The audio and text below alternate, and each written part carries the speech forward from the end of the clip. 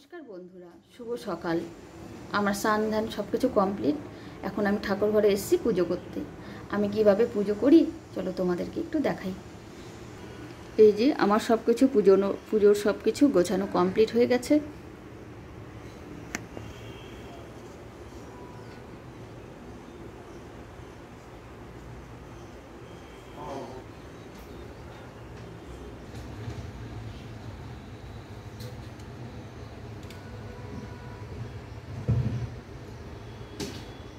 দেখো, এটা আমার গুরুদেব, এটা আমার স্বামীর গুরুদেব।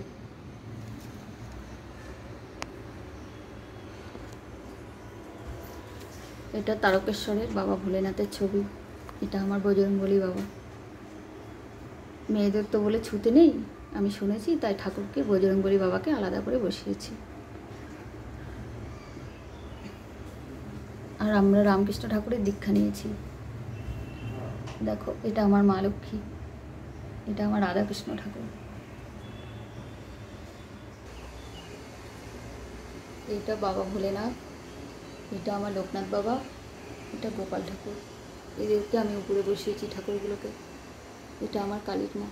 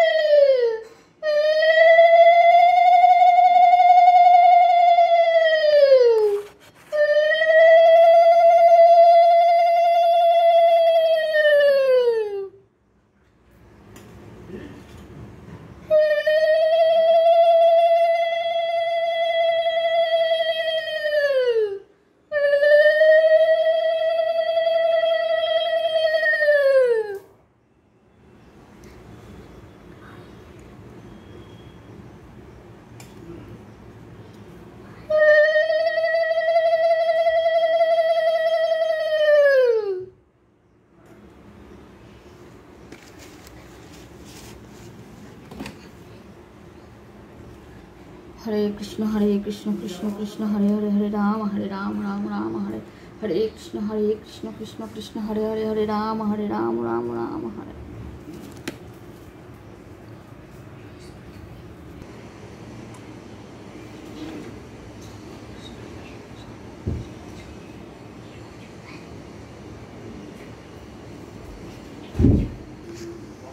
আমার পুজো করা কমপ্লিট। এখন আমি একটু গীতা পড়ব। আমি বাংলা গীতা পড়ব, শ্রীমদ্ ভগবদ গীতা। চলো তোমরা সবাই শুনো। প্রথম অধ্যায়। আমি বাংলাটা পড়ছি বন্ধুরা। প্রথম অধ্যায়ের কথা আগে বলা হয়েছে। এই অধ্যায়ে আমরা দেখেছি অর্জুন তার গান্ডীব ধনুক ফেলে দিয়ে রথ থেকে নেমে দাঁড়ালেন। শ্রীকৃষ্ণ বললেন, আমি কিছুতেই এই যুদ্ধ করতে পারবো না। আত্মীয় স্বজনকে হত্যা করে এ যুদ্ধে জয়লাভ করে কি লাভ? এইভাবে আত্মীয় স্বজনদের হত্যা করা মানে হলো কুলক্ষয় করা, বংশলোপ করা। কুলক্ষয় করা হলো পাপ। তাই আমার মিনতি, হে কৃষ্ণ, এ পাপ করতে আমাকে অনুরোধ করো না। দ্বিতীয় অধ্যায়ে তখন ভগবান শ্রীকৃষ্ণ অর্জুনকে পাপ পুণ্য, জীবন মরণ, কর্তব্য অকর্তব্যের গুড কথা বোঝাতে লাগলেন। যুদ্ধ করতে গেলে আত্মীয় স্বজনদের মৃত্যু ঘটবে। এই মৃত্যুর জন্য তুমি ব্যথিত হয়েছ? তোমার বোঝা উচিত মৃত্যু কি। মানুষ যেমন শিশু হয়ে জন্মায়, তারপর শৈশব চলে যায়, সে কিশোর হয়, ক্রমশ কৈশোর অবস্থা চলে যায়, সে যুবক হয়, তারপর যৌবন অবস্থা চলে যায়, সে প্রৌঢ় বা বৃদ্ধ হয়। তেমনই মৃত্যুটাও হলো একটা অবস্থা, রূপের পরিবর্তন। দেহ এক রূপ থেকে পরিবর্তন হয়ে আর এক রূপ ধারণ করলো। এই অবস্থার পরিবর্তনের মধ্যে যে জিনিস কোনো পরিবর্তন হয় না, কোনো ক্ষয় হয় না, কোনো মৃত্যু হয় না, তার নাম হলো আত্মা। তুমি যে দেহকে বধ করবে ভেবে তুমি দুঃখিত হচ্ছ, সে দেহ তুমি বধ না করলেও মরে যাবে। অতএব এই দেহের মৃত্যুর জন্য জ্ঞানী লোকেরা শোক করে না। তাছাড়া যে আত্মাকে আশ্রয় করে দেহ থাকে, সে আত্মার মৃত্যু নেই। মানুষ যেমন পুরনো ছেঁড়া কাপড় ফেলে দিয়ে আবার নতুন কাপড় পরে, আত্মাও তেমনি পুরনো জীর্ণ দেহ ফেলে দিয়ে আবার কোনো নতুন দেহ ধারণ করে। এই আত্মাই হলো একমাত্র নিত্য পদার্থ, অর্থাৎ যার কোনো পরিবর্তন নেই, কোনো ক্ষয় নেই। তোমার কোনো বাণে তাকে ছুঁতে পারবে না, কোনো আগুন তা পুড়বে না। তুমি হয়তো বলতে পারো, এই আত্মাই যদি একমাত্র নিত্য বস্তু হয়, তাহলে আত্মাকে দেখতে পাই না কেন, অনুভব করতে পারি না কেন? তার উত্তরে তোমাকে জানাচ্ছি, আমাদের এই চোখ দিয়ে আমরা কতদূর দেখতে পাই। এই মাঠে দাঁড়িয়ে সামনে সৈন্যদের শুধু দেখতে পাচ্ছি। যদি এখানে একটা পাহাড় থাকতো, তার উপরে উঠে যদি দেখতাম, তাহলে সৈন্যদের ছাড়িয়ে আরও বহু দূর পর্যন্ত দেখতে পেতাম। তেমনি আমাদের এই মন আর এই ইন্দ্রিয় দিয়ে আমরা আত্মাকে দেখতে চাইলে দেখতে পাবো না। আত্মাকে দেখতে হলে যোগ জ্ঞানের পাহাড়ে উঠতে হবে। এই যোগ জ্ঞানকেই বলে ব্রহ্মজ্ঞান। ব্রহ্মজ্ঞান হলে তবে আত্মাকে দেখা যায়, অনুভব করা যায়। এই জ্ঞান যখন মানুষের জন্মায়, তখন কি মানুষ চোখ বুজে শুধু বসে থাকে? না, তা নয়। তখন মানুষের আর কর্তব্য করতে হয়, নির্দিষ্ট কাজ করতে হয়। কিন্তু তখন সে মানুষ নিষ্কাম হয়ে কাজ করে, অর্থাৎ সে কাজের ফলাফলের দিকে কোনো দৃষ্টি থাকে না। তখন প্রত্যেক কাজের চেহারা তার কাছে অন্যরকম হয়ে যায়। তোমার উদাহরণ দিয়েই এই তত্ত্ব তোমাকে বোঝাচ্ছি। তুমি ক্ষত্রিয়, তোমার কর্তব্য হলো যুদ্ধ করা। কিন্তু তুমি বলছো এই যুদ্ধ করতে হলে আত্মীয় স্বজন গুরুজনদের হত্যা করতে হবে। গুরুজনদের হত্যা করে রাজ্য ভোগ করে কি হবে? সেই জন্য আমি তোমাকে বলছি, ধর্ম যুদ্ধ করো, নিষ্কাম যুদ্ধ করো। তুমি যার জন্য ব্যথিত হচ্ছ সে হলো সকাম যুদ্ধ, অর্থাৎ সে যুদ্ধের লক্ষ্য হলো শত্রু বধ করে তোমার সুখ ভোগ করবে, তোমার রাজ্য ভোগ করবে। কিন্তু ধর্ম যুদ্ধ হলো নিষ্কাম যুদ্ধ, অর্থাৎ সে যুদ্ধে তুমি জিতবে কি তুমি হারবে সে সম্বন্ধে তোমার কোনো চিন্তা থাকবে না।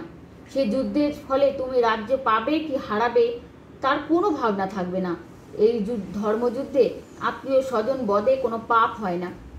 তুমি আদর্শ ক্ষত্রিয়, তাই নিষ্কামভাবে এই ধর্মযুদ্ধ করাই হলো তোমার সবচেয়ে বড় ধর্ম।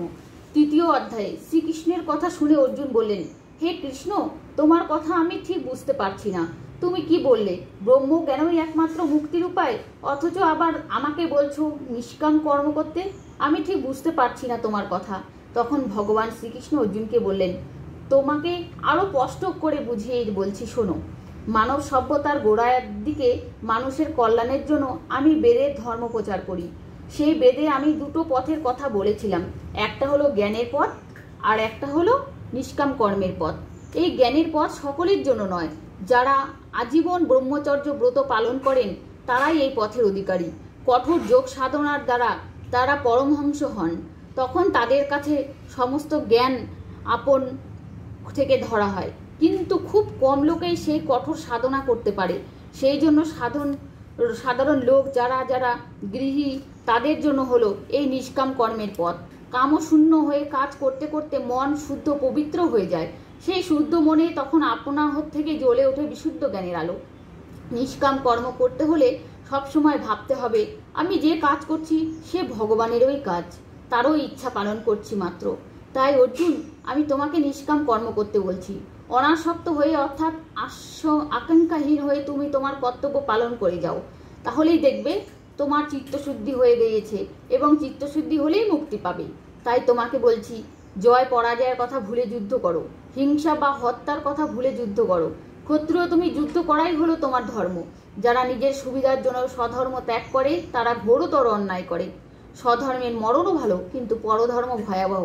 শ্রীকৃষ্ণের কথা শুনে অর্জুন বলেন, হে কৃষ্ণ, তোমার কথা বুঝতে পারছি, কিন্তু তবুও কেন জানি না তা গ্রহণ করতে পারছি না। কেন এমন হয় আমাকে বলতে পারো? সে কাজ আমি অন্যায় বলে মনে মনে জানি, অথচ সেই কাজও আবার আমি করি। কেন এমন হয়? শ্রীকৃষ্ণ উত্তর দিলেন, আগুনকে ঘিরে যেমন ধোঁয়া থাকে, তেমনি আমাদের ভেতরে জ্ঞানের আগুনকে ঘিরে রয়েছে রাগ, দেশ, হিংসা প্রভৃতির ধোঁয়া। আমাদের মন আর বুদ্ধি, স্বার্থ, চিন্তা, রাগ, হিংসা, লোভ আর মোহের দ্বারা এমনভাবে ঢাকা থাকে যে ভেতরের জ্ঞানের আলো বাইরে আসতে পারে না। অর্জুন, তাই তোমাকে বলছি, হিংসা, লোভ, মোহকে ছাড়িয়ে তুমি নিজেকে চিনতে শেখো। চতুর্থ অধ্যায়। শ্রীকৃষ্ণ লক্ষ্য করলেন এত উপদেশ সত্ত্বেও অর্জুনের মনে সন্দেহ যেন যাচ্ছে না। তাই তিনি ধীরে ধীরে অর্জুনের মনে বিশ্বাস আনবার জন্য নিজের স্বরূপ অর্জুনের সামনে তুলে ধরতে লাগলেন। যে কৃষ্ণ অর্জুন তার বন্ধু বলে জানতেন, তার রথের সারথি বলে জানতেন, সেই কৃষ্ণ যে স্বয়ং ভগবান, এই সত্য যতক্ষণ না অর্জুন বুঝতে পারছেন ততক্ষণ তার মনের সন্দেহ দূর হবার নয়। তাই জ্ঞানযোগের কথা আরো ভালো করে অর্জুনকে বোঝাবার জন্য তিনি বললেন, অর্জুন, আমি তোমাকে ভালোবাসি, তাই আজ তোমাকে একান্ত গাঢ় সব কথা জানাবো। যে কথা জানতে আর কেউ জানে না। এই যে যোগ জ্ঞানের কথা তোমাকে বলছি, সৃষ্টির প্রথম দিনে আমি সর্বপ্রথম সূর্যকে তা শিখিয়েছিলাম। সূর্য আবার তার ছেলে মনুকে শিখিয়েছিল। শ্রীকৃষ্ণের কথা শুনে অর্জুন অবাক হয়ে বললেন, আমি তোমার কথা বুঝতে পারছি না বাসুদেব। এই তুমি আমার সামনে দাঁড়িয়ে আছো, অথচ তুমি বলছো সৃষ্টির প্রথম দিকেই তুমি সূর্যকে জ্ঞান শিক্ষা দিয়েছিলে।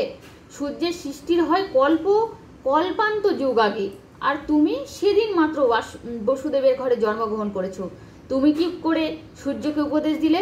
শ্রীকৃষ্ণ বললেন, অর্জুন এখনো তাকে চিনতে পারেনি, তাই বললেন, হে অর্জুন, তুমি যা না, তোমার আর আমার এই এক জন্ম নয়, আমরা বহুবার জন্মেছি। তোমার আর আমার সঙ্গে তফাৎ হলো তুমি সব আগেকার জন্মের কথা ভুলে গিয়েছো, কিন্তু আমি কিছুই ভুলিনি। তুমি জানবে আমি যুগে যুগে এসেছি, নানা রূপ ধরে, নানা মূর্তি ধরে। যখনই ধর্মের ক্ষয় হয়, শুরু হয়, আর অধর্ম মাথা চাড়া দিয়ে উঠতে আরম্ভ করে, তখনই আমি নতুন মূর্তি ধরে আবির্ভূত হই, জগতের কল্যাণ সাধন করে আবার চলে যাই। আমার জন্ম নেই, মৃত্যু নেই, আমি নিত্য, আমি সনাতন, আমি এক, আমি আবার বহু হই। কিন্তু তুমি বলতে পারো, যদি আমি ভগবান, তবে কেন আমি বসুদেবের ঘরে জন্মগ্রহণ করে এই পৃথিবীর জ্বালা যন্ত্রণা ভোগ করছি? কেনই বা তোমার রথের সারথি কাজ করছি? পৃথিবীতে নিষ্কাম কর্মের আদর্শ প্রতিষ্ঠার জন্য স্বেচ্ছায় আমি এই বন্ধনকে স্বীকার করে নিয়েছি। আমার এই স্বরূপ যারা জানেন তারা মুক্তি লাভ করেন, এবং তা জানতে হলে সর্বপ্রধান বিষয় যা দরকার তা হচ্ছে শ্রদ্ধা ও বিশ্বাস। শ্রদ্ধা যার নেই সে কখনোই জ্ঞান লাভ করতে পারে না। তাই অর্জুন অন্তর থেকে সমস্ত সন্দেহ দূর করে ফেলে দিয়ে তুমি আমাকে অনুসরণ করো, আমার আদেশ পালন করো। পঞ্চম অধ্যায়। তখন শ্রীকৃষ্ণ অর্জুনকে ব্রহ্মবিদ যোগীদের কথা বোঝাতে লাগলেন, যারা যোগ সাধনার দ্বারা ব্রহ্মকে জানতে পেরেছে। তারাও কর্ম করেন, কিন্তু পদ্মপাতার উপর জল যেমন ধরে না, তেমনি কোনো কর্মের আসক্তি তাদের থাকে না। সমস্ত কাজের ফলাফল তারা ভগবানের সমর্পণ করেন, এবং তারা যা কিছু করেন তা ভগবানের নির্দেশেই করেন। সেই জন্য কাজ করার দরুন কোনো বন্ধনের জ্বালা তাদের ভুগতে হয় না। ভালো মন্দ, পাপ ও পুণ্য, কর্তব্য অকর্তব্যের ভেদ তখন চলে যায়, কারণ সব কাজই ভগবানের কাজ। তার মধ্যে পাপ ও পুণ্যের কোনো দুশ্চিন্তা থাকে না। তখন এই ব্রহ্মলোকেরা সব জীব, সকল প্রাণীকে সমদৃষ্টিতে দেখে থাকেন, কারণ গাছ হোক আর পশু হোক কিংবা মানুষই হোক, যেখানেই তার দৃষ্টি পড়ে সেখানেই তিনি সেই এক ভগবানকেই দেখতে পান। ষষ্ঠ অধ্যায়। তখন ভগবান শ্রীকৃষ্ণ অর্জুনকে আরো পরিষ্কার করে বোঝাতে লাগলেন, সন্ন্যাসী কাকে বলে, যোগী কাকে বলে। সংসার থেকে যিনি কোনো কাজ করে না, কোনো কর্তব্য পালন করে না, তিনি কখনোই সন্ন্যাসী বা যোগী হতে পারে না। সন্ন্যাসী বা যোগীকেও কাজ করতে হয়, কিন্তু তাদের কাজ করার ধরন আলাদা। তারা কাজ করেন, কিন্তু কাজের ফলাফলের কোনো আকাঙ্ক্ষা করে না। যোগীর লক্ষণ কি? যোগীর লক্ষণ, তিনি ইন্দ্রিয়কে জয় করেছেন, অর্থাৎ সুখ দুঃখ লাভ লোকসান কাম মোহের দ্বারা তিনি বিচলিত হন না। শীত হোক আর গ্রীষ্মই হোক, তিনি অবিচলিত থাকেন। কোনো মান তিনি আকাঙ্ক্ষা করে না, কোনো অপমানও তাকে স্পর্শ করে না। বন্ধু বলে কারোর জন্য দুহাত বাড়িয়ে থাকে না, আবার শত্রু বলে কাউকে দেখলেও চোখ বোঝে না। মনের এই যে অবিচলিত সাম্য অবস্থা, এ হঠাৎ ইচ্ছা করলেও পাওয়া যায় না, তার জন্য নিয়মিত অভ্যাস করতে হয়। নিয়মিত অভ্যাস করলেই মনের এই নির্বিকার অবস্থা লাভ করা যায়। এই অভ্যাসের নামই হলো যোগ সাধনা। যোগের প্রথম অধ্যায় হলো আসনা। দেহকে স্থির ও শুদ্ধ করে আসনে বসতে হয়। তারপর শুরু হয় ধ্যান। একাগ্রভাবে ঈশ্বরের চিন্তা। কিভাবে আসনে বসতে হয়, কিভাবে ধ্যান করতে হয়, তার সমস্ত নিয়ম শাস্ত্রে লেখা আছে। এইখানেই গুরুর দরকার হয়। গুরুই শিষ্যের দরকার মতো সমস্ত জিনিস শিষ্যকে দেখিয়ে দেন। যিনি খুব বেশি ভোজন করেন কিংবা যিনি উপবাসে দেহকে একবারে শুকিয়ে রাখেন, দুজনেই যোগের অনুপযুক্ত।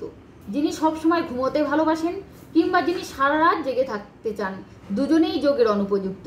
এই যোগ অভ্যাস করার ফলেই মন একবারে স্থির হয়ে যায়।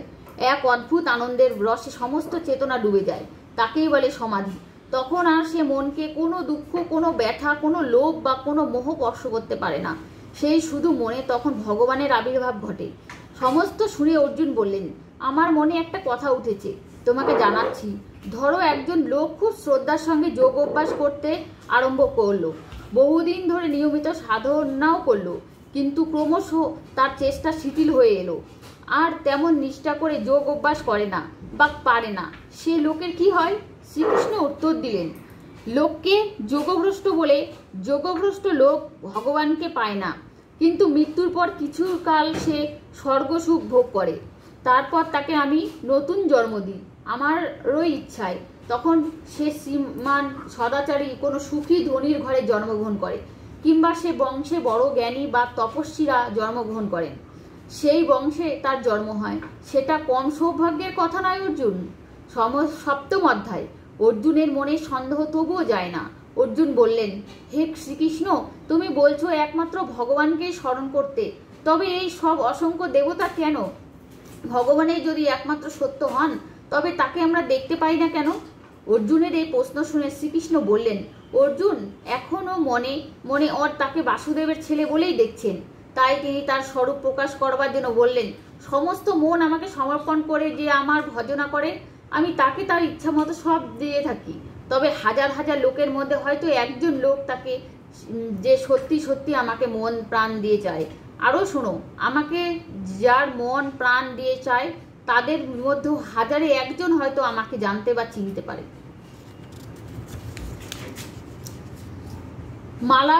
মালার সুতো যেমন মালার ফুলের এক জায়গায় গাঁথা থাকে, তেমনি আমার ভেতর দিয়েই এক বিরাট জীবজগৎ এক হয়ে গাঁথা আছে।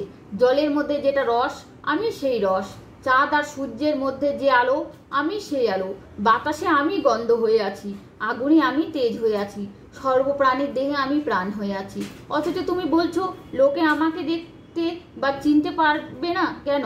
কারণ হলো আমি আমার মায়া দিয়ে নিজেকে ঢেকে রেখেছি। তুমি জিজ্ঞাসা করবে কেন ঢেকে রেখেছি? এই হলো আমার লীলা। এরই জন্য যুগ থেকে যুগে চলে জীবনের বিচিত্র গতি। আমার কাছে আসবে বলে, পৌঁছাবে বলেই জীবের জন্ম হয়। আমার কাছে পৌঁছাবার চেষ্টার নামই জীবন। তাই এই জীবনকে নিত্য গতিশীল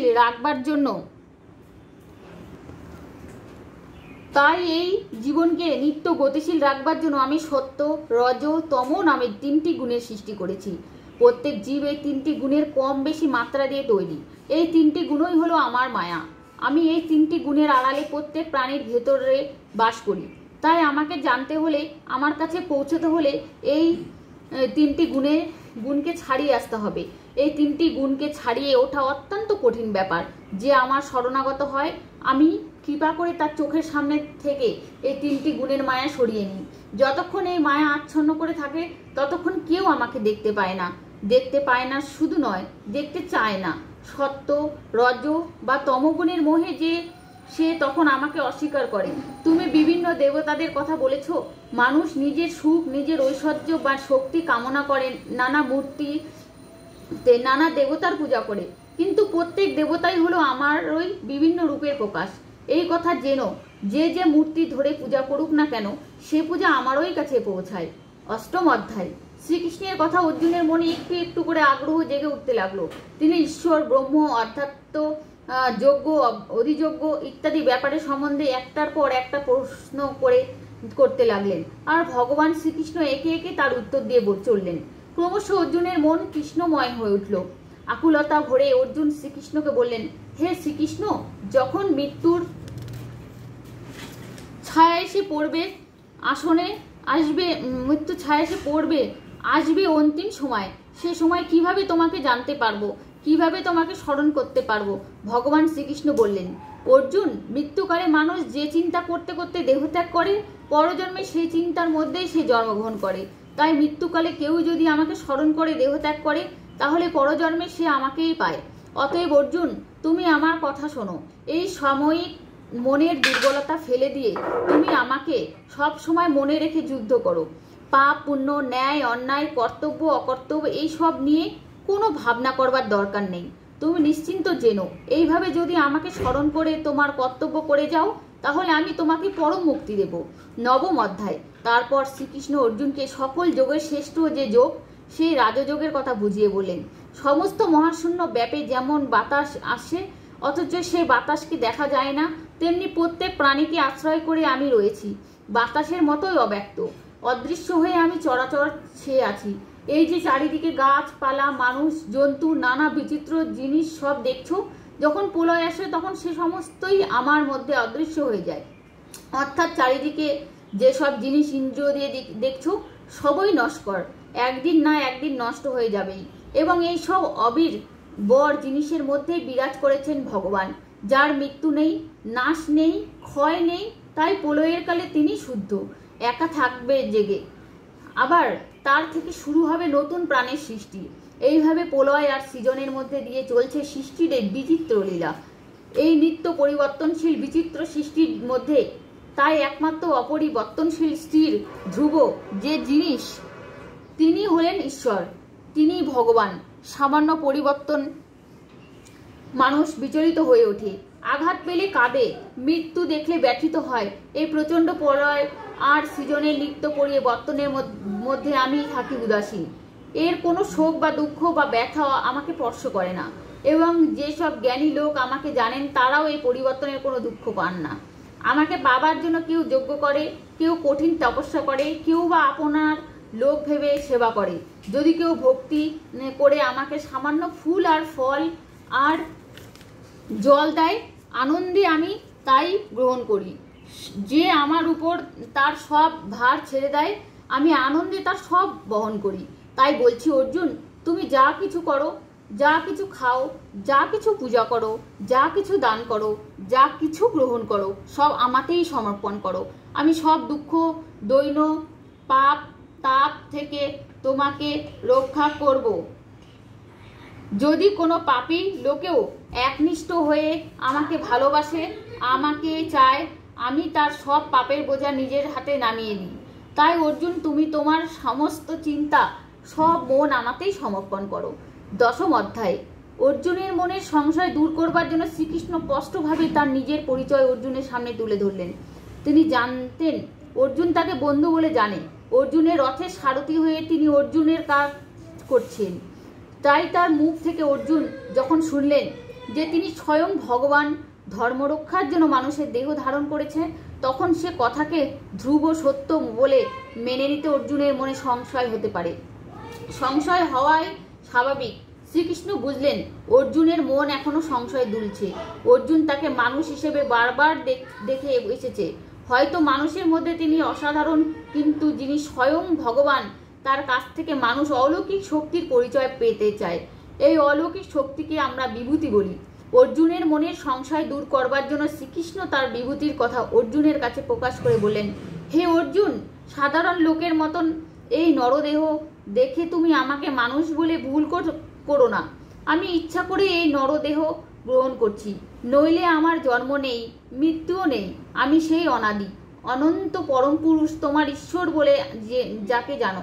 সুখ দুঃখ, জন্ম মৃত্যু, ভয় ভাবনা, জ্ঞান ও বুদ্ধি যা দিয়ে এই মানুষের সংসার চলছে, সে সবই আমার ইচ্ছা থেকে সৃষ্টি হয়েছে। অর্থাৎ প্রত্যেক মানুষের সুখ দুঃখ ভাবনার সঙ্গে ভগবান স্বয়ং নিজেকে জড়িয়ে আছেন। কিন্তু সে কথা ভুলে গিয়ে আমরা ভাবি আমরা সুখ পাচ্ছি, আমরা দুঃখ পাচ্ছি, আমরা আঘাত করছি, আমরা আঘাত গ্রহণ করছি। তাই ভগবান শ্রীকৃষ্ণ বারবার অর্জুনকে সেই এক চরম কথা স্মরণ করিয়ে দিয়ে বলছেন, হে অর্জুন, তোমার সমস্ত ভাবনা চিন্তা তুমি আমার উপর ছেড়ে দাও। তুমি যে কোনো কাজ করছো তা আমারই কাজ করছো। সদা সর্বদা আমার কথা মনে রেখে তুমি তোমার সমস্ত মন আমাকে সমর্পণ করো। যারা এইভাবে সমস্ত মন প্রাণ দিয়ে আমার কাছে নিজের সমর্পণ করে, আমি তাদের সদ্বুদ্ধি দিই, কল্যাণ বুদ্ধি দিই। কল্যাণকর অকল্যাণকর তার কিছুই করতে পারে না। যারা এইভাবে নিজেদের আমার কাছে ছেড়ে দেয়, আমি নিজের হাতে তাদের মনের অন্ধকারে জ্ঞানের আলোয় জ্বেলে দিই। সে আলোতে তারা তখন পরম আনন্দে সব কিছুই জানতে পারে। তখন অর্জুন হাত জোড় করে বললেন, হে পুরুষোত্তম, হে দেবদেব, তোমার কথায় আমার মনের অন্ধকার দূর হয়ে যাচ্ছে। তোমার কথা শুনতে শুনতে আনন্দে আমার মন ভরে উঠছে। যদি দয়া করে তোমার আসল রূপ আমার কাছে প্রকাশ করলে মিনতি আমার, তোমার মুখ দিয়েই তোমার বিভূতির কথা আমি শুনতে চাই। তখন ভগবান শ্রীকৃষ্ণ বললেন, হে অর্জুন, সকল জীবের ভেতরে যে অমর আত্মা আছে, আমি সেই অমর আত্মা। আমাকে ঘিরেই জীব জন্মাচ্ছে। জীবন ধারণ করছে, আবার মরে যাচ্ছে। এই জন্ম মৃত্যু নৃত্য খেলার মধ্যে একমাত্র আমি আছি অবিনশ্বর। আদিত্যের মধ্যে আমি বিষ্ণু, জ্যোতিষ্কের মধ্যে আমি সূর্য, নক্ষত্রের মধ্যে আমি চন্দ্র, বেদের মধ্যে আমি সামবেদ, দেবতার মধ্যে আমি ইন্দ্র, ইন্দ্রের মধ্যে আমি মন, সকল প্রাণীর মধ্যে আমি চেতনা, রুদ্রদের মধ্যে আমি শিব, পুরোহিতদের মধ্যে আমি বৃহস্পতি। যত শব্দ আছে তার মধ্যে আমি হলাম অঙ্কার। সমস্ত যজ্ঞের মধ্যে যা সবচেয়ে বড় যজ্ঞ, সেই জপ যজ্ঞ হলাম আমি। গাছের মধ্যে আমি অশ্বত্থ গাছ, পাহাড়ের মধ্যে আমি হিমালয়, ধেনুদের মধ্যে আমি কামধেনু, নাগদের মধ্যে আমি বাসুকী। প্রত্যেক প্রাণীর ভেতরে আছে যে কাম, যার জন্য হয় নব নব প্রাণীর উৎপত্তি, আমি হলাম সেই কাম। আমি সকল শক্তির আধার, আমি আবার সকল শক্তির সংহারক মৃত্যু। আমি কীর্তি, স্মৃতি, মেধা, ধৃতি ও ক্ষমা, তেজস্বীদের তেজ আমি, ছলনাকারীদের ছলনাও আমি। আমি উদ্যম, আমি পরিশ্রম, আমি জয়, আমি বল। অন্যায়কারীদের শাস্তির জন্য আমি দণ্ড, জয়কামীদের জন্য আমি নীতি। জগতের সমস্ত গোপনীয় ব্যাপারের মধ্যে আমি মৌনতা, জ্ঞানীদের অন্তরে আমি জ্ঞান। হে অর্জুন, আমার বিভূতির শেষ নেই। কত আর তোমাকে বলবো। এই সংসারে যা কিছু সুন্দর, যা কিছু কল্যাণময়, যা কিছু প্রাণময়, তার মধ্যে জানবে বিভিন্ন রূপে আমার শক্তির অংশ লুকিয়ে। অত কিছু জানবার তোমার দরকার বা কি? শুধু এই একটা কথা জেনে রাখো, এই ব্রহ্মাণ্ড হলো আমার ওই শক্তির একটা সামান্য অংশের প্রকাশ। একাদশ অধ্যায়। ভগবান শ্রীকৃষ্ণের মুখে তার অপার বিভূতির কথা শুনে অর্জুনের মনে জেগে উঠল আকুল বাসনা। যদি তুমি সমস্ত বিশ্ব ব্যাপে রয়ে, তাহলে তোমার সেই বিশ্বরূপ আমাকে দেখাও। অর্জুনের সেই আকুল বাসনার কথা শুনে ভগবান শ্রীকৃষ্ণ বললেন, অর্জুন, তোমার এই মানুষের সাধারণ চোখ দিয়ে আমার সেই বিশ্বরূপ তুমি দেখতে পাবে না। আমার সেই বিশ্বরূপ প্রত্যক্ষভাবে দেখতে হলে তোমার দিব্য চক্ষু দরকার। আমি তোমাকে দিলাম সেই দিব্য চক্ষু, তুমি দেখো আমার সেই বিশ্বরূপ, যা আর কেউ কখনো দেখেনি। এই বলে ভগবান শ্রীকৃষ্ণ অসীম করুণায় অর্জুনকে দিব্য চক্ষু দান করলেন, অর্থাৎ তাকে দিলেন পরম জ্ঞান। লোকে বহু কঠোর সাধনা করে এই পরম জ্ঞান পায়। এক জন্মের সাধনায় তার হয় না, জন্ম জন্মান্তরের কঠোর সাধনার দরকার হয়। কিন্তু ভগবান যাকে কৃপা করেন, তিনি এক জন্মে অনায়াসে সেই দিব্য জ্ঞান পেয়ে যান, যেমন পেয়েছিলেন অর্জুন। সেই দিব্য চক্ষুর সাহায্যে অর্জুন সামনে চেয়ে দেখেন সমস্ত জগৎ সংসার অদৃশ্য হয়ে গিয়েছে। তার জায়গায় শত সহস্র সূর্যের তেজে সমস্ত মহা শূন্যকে ব্যাপে দাঁড়িয়ে এক বিরাট মূর্তি। সেই বিরাট মূর্তির ভেতরে অর্জুন দেখলেন স্বর্গ থেকে মর্ত পর্যন্ত সমস্ত সৃষ্টি এক জায়গায় জড়ো হয়ে রয়েছে। এই বিশ্বরূপ দেখবার আগে পর্যন্ত অর্জুনের মনে ক্ষীণতম হলেও কিছু সংশয় ছিল, কিন্তু প্রত্যক্ষভাবে এই বিশ্বরূপ দেখার পর অর্জুনের মন থেকে সমস্ত সংশয় মুছে অদৃশ্য হয়ে গেল। দেহ তার রোমাঞ্চিত হয়ে উঠল। নতজানু হয়ে তিনি প্রণাম করে ভক্তি গদগদ কণ্ঠে স্তব্ধ হয়ে শুরু করলেন। হে দেবদেব, হে পুরুষোত্তম, তোমার দেহের মধ্যেই দেখছি দেবতারা সকলেই রয়েছে। যক্ষ, রক্ষ, ঋষি, মানুষ, পশু, পাখি সবাই তোমার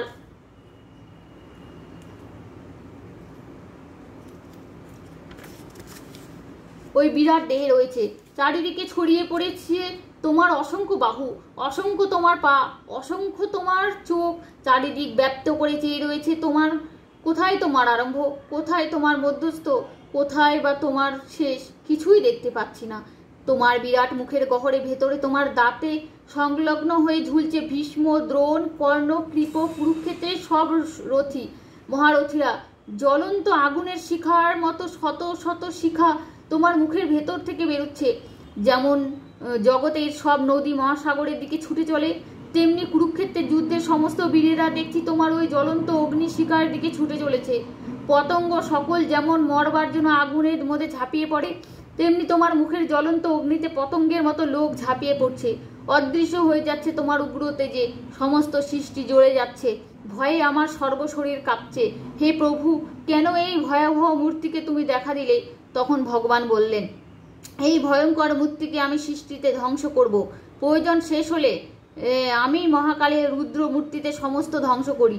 তোমার যে আত্মীয় স্বজনদের হত্যা করবার দুর্ভাবনা তুমি অস্ত্র ত্যাগ করেছিলে, তুমি চেয়ে দেখো, তুমি হত্যা না করলেও কেউ তারা জীবিত থাকবে না।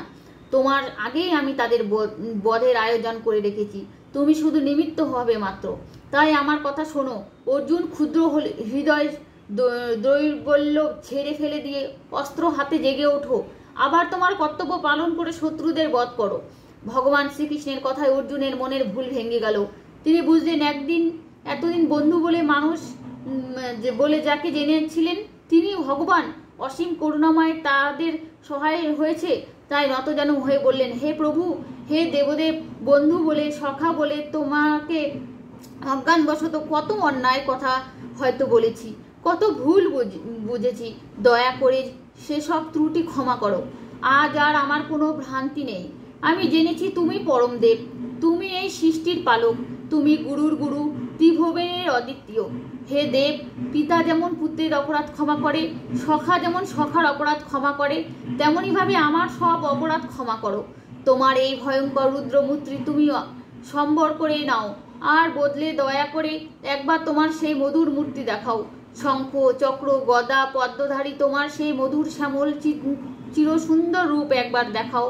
তখন ভগবান শ্রীকৃষ্ণ সেই বিশ্বরূপ সম্বরণ করে অর্জুনের মনের বাসনা পূরণ করলেন। চতুর্ভুজ নারায়ণের মধুর মূর্তিতে অর্জুনের সামনে প্রকট হলেন। আনন্দে ভরে গেল অর্জুনের মন, কেটে গেল মনের সব সংশয়, সব সন্দেহ, সব দুশ্চিন্তা। আবার মানব মূর্তি ধারণ করে শ্রীকৃষ্ণ বললেন, অর্জুন, আজ তুমি আমার যে মূর্তি দেখলে, বেদ পড়ে শত শত যজ্ঞ করে যারা সারা জীবন তপস্যা করেও লোকে তা দেখতে পায় না, আমাকে ভালোবেসে যে তার ভালো মন্দ সব আমাতেই সমর্পণ করে, আমি থেকেই আমার এই মধুরূপ দেখা দেই। দ্বাদশ অধ্যায়। অর্জুন এরপর শ্রীকৃষ্ণকে এক তত্ত্বের কথা জিজ্ঞাসা করলেন, হে কৃষ্ণ, তুমি বললে যে তোমাকে ভালোবেসে ভক্তি ভরে ডাকে সে তোমাকে পায়, কিন্তু যারা ভক্তির পথ ছেড়ে দিয়ে জ্ঞানের পথে ধ্যানে তপস্যায় এক অদ্বিতীয়কে জগতে জানতে চেষ্টা করে, এই দুজনের মধ্যে কে শ্রেষ্ঠ? তখন শ্রীকৃষ্ণ অর্জুনকে ভক্তিযোগ আর জ্ঞানযোগের গাঢ় কথা সব বুঝিয়ে বললেন। জ্ঞানের পথে যারা জিতেন্দ্রিয় হয়ে এক অদ্বিতীয় ব্রহ্মের ধ্যান ধারণা করেন, তারাও পথে শেষে সেই এক ভগবানের মধ্যে আনন্দে মিলিয়ে যায়। কিন্তু জ্ঞানের পথ বড় কঠোর, বড় কঠিন। সেই জন্যে সাধারণ লোকের পক্ষে জ্ঞানের পথ অত্যন্ত দুরূহ। ভক্তির পথ অপেক্ষাকৃত সহজ। ভক্তির পথে একমাত্র চরম সাধনা হলো নিরাসক্ত হয়ে সব কাজ ভগবানেরই কাজ বলে করে যাওয়া। অভ্যাসের দ্বারা মনকে সেইভাবে তৈরি করা যায়। অভ্যাস করতেও যদি অসুবিধা হয়, তাহলে সমস্ত কর্মফলের আশা ছেড়ে দিয়ে ভগবানের শরণাপন্ন হয়ে থাকলেই চলে, যিনি কখনো জীবের কারুর ভয়ের বা দুঃখের কারণ হয় না, এবং যিনি নিজের জীবনে কখনো কিছুতে ভয় বা দুঃখ পান না, যিনি সকল প্রাণীকে সমান ভালোবাসার চোখে দেখেন, কখনো কারুর হিংসা করে না, কখনো অলস বা নিশ্চেষ্ট হয়ে থাকে না, সুখ বা সৌভাগ্যের প্রতি যিনি উদাসীন, সর্বদাই আনন্দময়, সর্বদাই সব অবস্থাতেই সন্তুষ্ট, তিনি হলেন ভগবানের প্রিয়। ভগবান নিজে ভালোবেসে তার ভার বহন করে থাকেন। ত্রয়োদশ অধ্যায়। ভগবান শ্রীকৃষ্ণের অমৃত বাণীতে অর্জুনের মন আনন্দে ভরে ওঠে। সেই সঙ্গে জেগে ওঠে অসীম পিপাসা। জীবন মরণের সব গাঢ় কথা স্বয়ং ভগবানের মুখ থেকে শোনবার পর এই দুই অধ্যায়ে অর্জুন দর্শন শাস্ত্রের যেসব কঠিন আর দুর্ভ সমস্যা, প্রকৃতি আর পুরুষের পরিচয় কি, ক্ষেত্র কাকে বলে, ক্ষেত্রজ্ঞই বা কে, জ্ঞান কাকে বলে, আর জ্ঞানের দ্বারা কাকেই বা জানতে হবে, এইসব বিষয় নিয়ে প্রশ্ন করলেন। ভগবান শ্রীকৃষ্ণ একে একে অর্জুনের সেই সব দুরূহ দার্শনিক প্রশ্নের উত্তর দিয়ে বললেন, হে অর্জুন, এই দেহকেই ক্ষেত্র বলে। ক্ষেত্র যেমন শস্য উৎপন্ন হয়, তেমনি এই দেহের ক্ষেত্রেই মানুষের ইন্দ্রিয়, মন আর প্রাণ নানা সুখ দুঃখের শস্য উৎপাদন করে চলে।